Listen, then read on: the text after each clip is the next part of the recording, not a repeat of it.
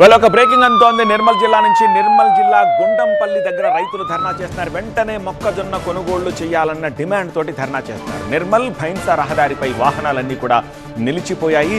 Collector హామీ ఇస్తేనే ధర్నా విరమిస్తామని చెప్పేసి భీష్మించు కూర్చున్నారు రైతులు.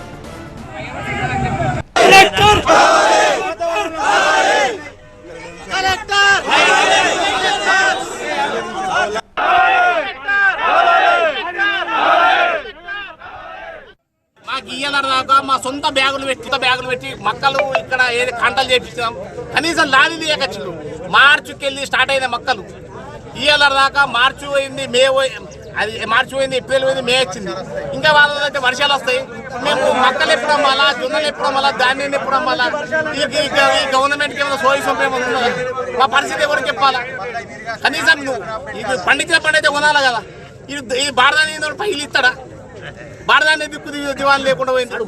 దయచేసి మేము ఏదో రాజకీయాలకు లబ్ధి కోసం కాదు, మేము ప్రజల పక్షాన ఇక్కడ రైతుల బాధ అని చెప్పుకుంటున్నాం. అంటే అందుకోసం అంటున్నాం. కలెక్టర్ వచ్చి మాకు డిఎం వచ్చి మా ధాన్యం ఎప్పటిదాకా కొట్టదు, ఎప్పటిదాకా అయిపోతుందో చెప్పాలా. కానీ మేము వచ్చేసి చెప్పేసేది మీరు లేచిపోయిందంటే మేము